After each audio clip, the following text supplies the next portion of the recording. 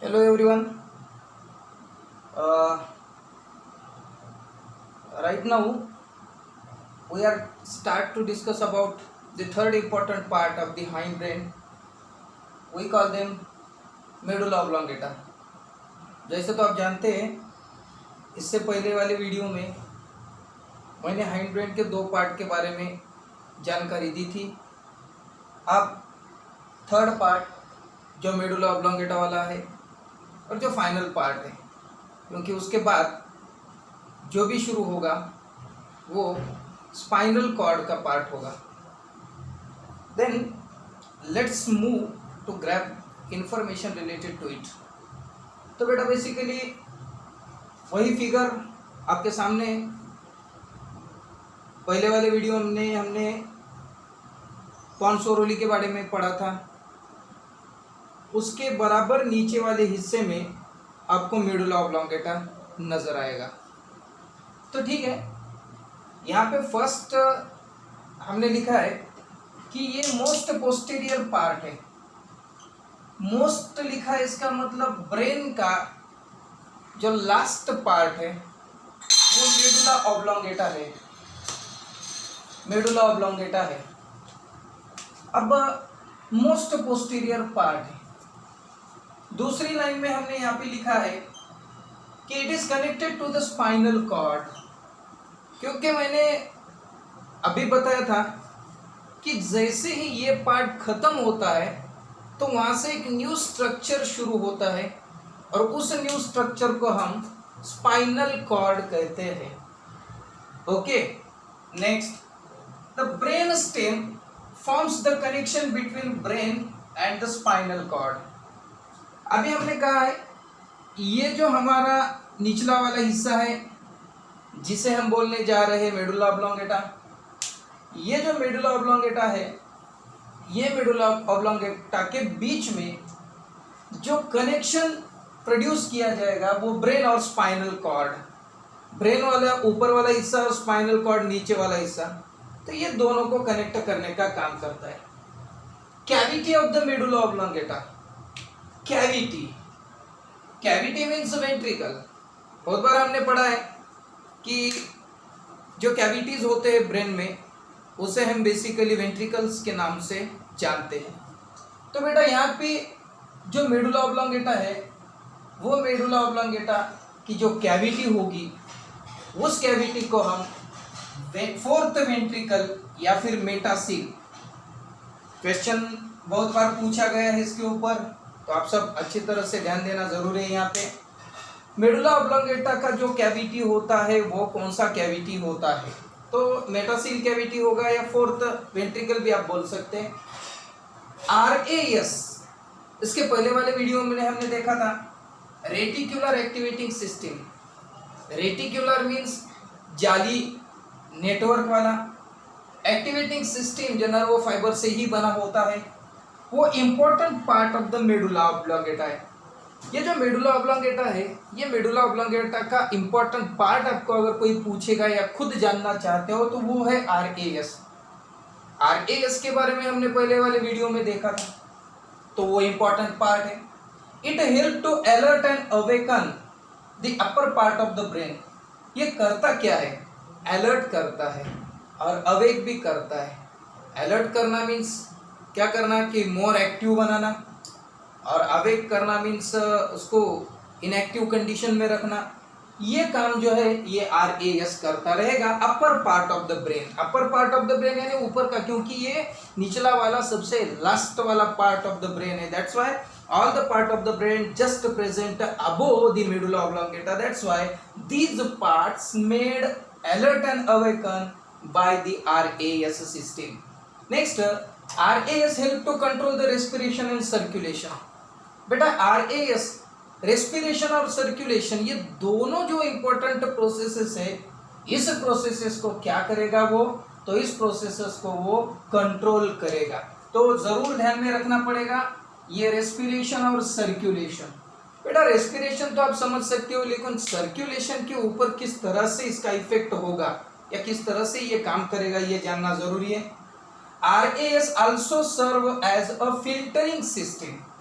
MCQ के लिए मैं सबको ये बताना चाहता हूं कि एमसीक्यू के लिए फिल्टरिंग सिस्टम किसे कहा जाता है। तो बहुत सारे ऑप्शन होंगे।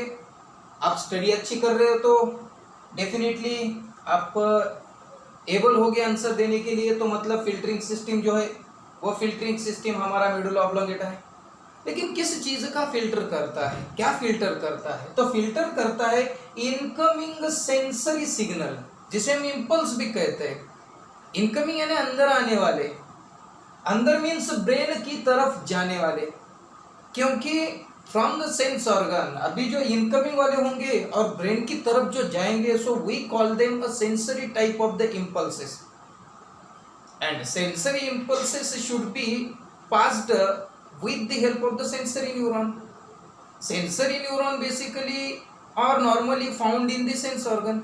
So these sense organ can collect information from the environment and they can send that information towards the brain. तो जिस समय वो ब्रेन से जाएंगे तो ये मेडुला ऑब्लोंगेटा को पास करके जाते हुए नजर आएंगे, तो वहां पे उनका फिल्ट्रेशन होगा। Okay, next, medulla has a inner grey matter and outer white matter. ये जो ग्रे एंड व्हाइट मैटर वाला ये तो टिश्यू है, नर्वस टिश्यू। ग्रे कलर क्यों आता है, व्हाइट कलर क्यों आता है, इसके बारे में आपने जानना जरूरी था, आप जान भी चुके हो उसके बारे में। इनर मैटर जो होगा वो ग्रे मैटर जो होगा इनसाइड होगा और जो व्हाइट मैटर होगा वो आउटसाइड होगा। 8 pair of the cranial nerves are arrived from the medulla. बेटा मेडुला से 8 क्रैनियल नर्व मीन्स क्या? Those nerve which can arises from the brain या क्रैनियम से निकलते हैं या फिर ब्रेन से निकलते हैं, उस नर्व को हम क्रैनियल नर्व कहते हैं। तो normally 12 pairs of the cranial nerve है, उसमें से 8 पेयर मेडुला ऑब्लोंगेटा से बाहर निकलते हैं। तो बेटा ये जो बाहर निकलने के लिए उन्हें ओपनिंग की जरूरत होती है। So through that opening they comes out.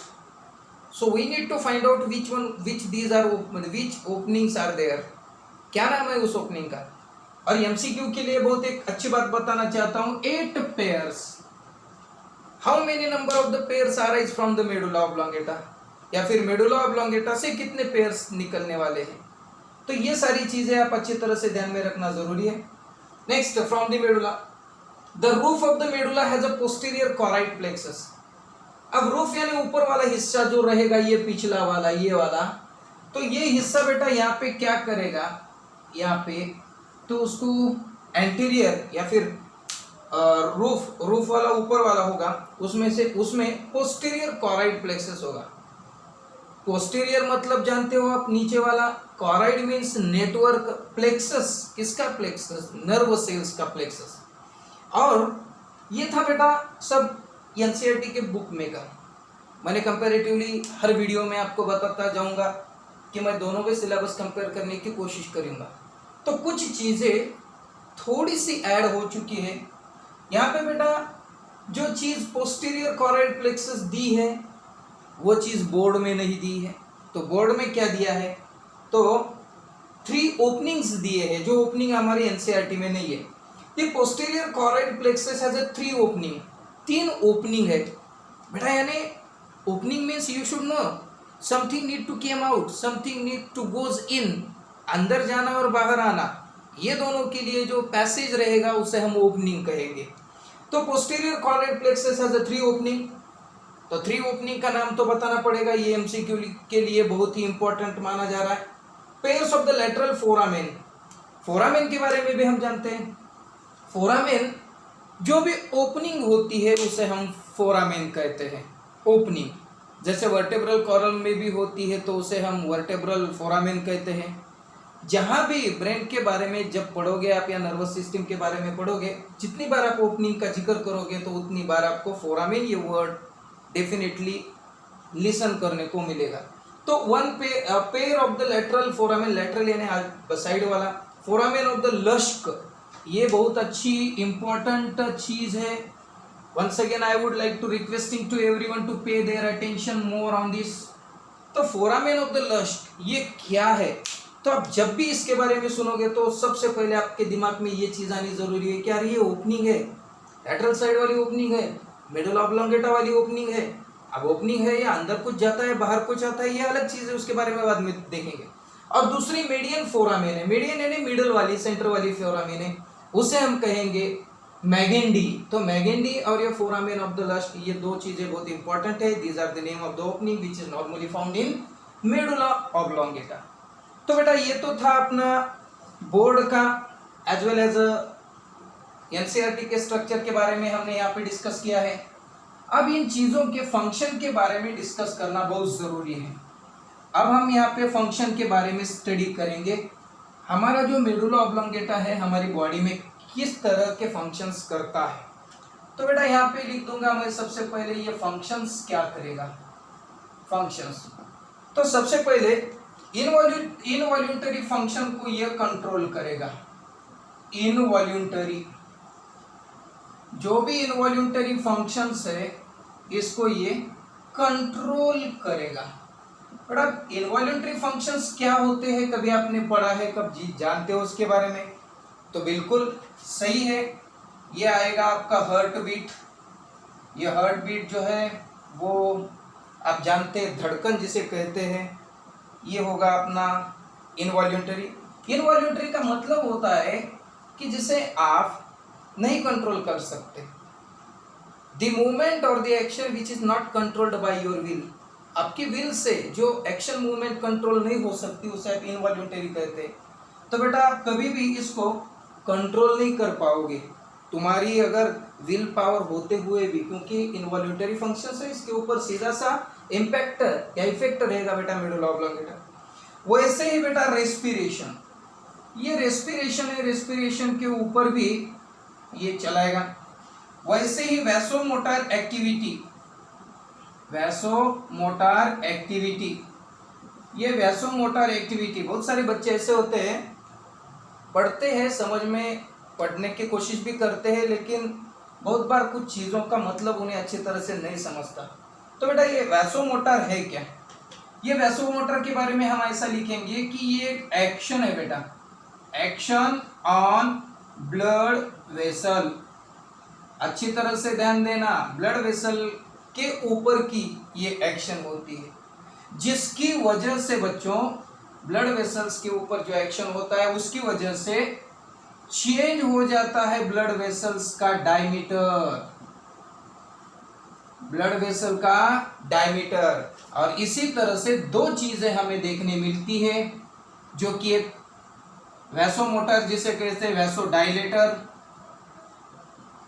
Vasodilator, और जो दूसरा होता है वैसोकंस्ट्रिक्टर।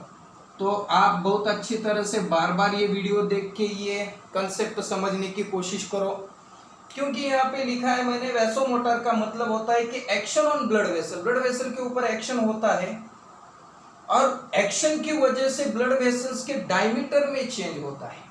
अगर डायमीटर नॉर्मल होता है तो उसे हम वैसोडाइलेटर कहते हैं, या फिर कम हो जाता है तो उसे वैसोकंस्ट्रिक्टर कहते हैं। और ये वैसोमोटर एक्टिविटी के बाद हम डिस्कस करेंगे बेटा पेरिस्टाल्सिस। पेरिस्टाल्सिस का मतलब होता है alternating contraction and relaxation of the muscle. किसी भी मसल्स को आप अल्टरनेटली कॉन्ट्रैक्ट या रिलैक्स कर लेते हो तो उसे हम पेरिस्टाल्सिस कहते हैं। जैसे कि आप कुछ निगलते हो तो निगलने के बाद वो चीज़ डाइजेस्टिव सिस्टम में पहुंचने तक उसी तरह से जाती है। बहुत सारी लोकेशंस में या बहुत सारे सिचुएशन में हमारी बॉडी में ये सारी चीज़ें होती रहती हैं। ठीक है बेटा, ये तो हो गया इनवॉल्यूंटरी फंक्शंस के बारे में। अब कुछ नॉन वाइटल रिफ्लेक्सेस की भी है, ये नॉन वाइटल रिफ्लेक्सेस को भी कंट्रोल करता है। नॉन वाइटल रिफ्लेक्सेस हम लिख देंगे यहाँ पे, नॉन वाइटल रिफ्लेक्सेस। अब इसके बारे में भी आप जानते होंगे क्या है ये नॉन वाइटल रिफ्लेक्सेस। ये है बेटा कफिंग, जैसे कि आप खांसते हो, कफिंग करना, ये रिफ्लेक्सेस है लेकिन नॉन वाइटल है। ये जरूरी नहीं है कि आप खांसो, बिल्कुल जरूरी नहीं है, तो ये भी कंट्रोल करता है। यहाँ पे अपना इसे कहेंगे नॉन वाइटल रिफ्लेक्स, और ये कंट्रोल करेगा बेटा ये अपना मेडुला ऑब्लोंगेटा। वैसे बेटा स्नीजिंग, स्नीजिंग स्नीजिंग का मतलब होता है छींकना। आप छींकते हो तो ये भी जरूरी नहीं है बेटा। ये स्वालोविंग को भी कंट्रोल करता है। स्वालोविंग यानी कुछ ना कुछ चीजें अगर आप कुछ खाते हो तो उसे निगल लेते हो, तो ये निगल लेने का काम है।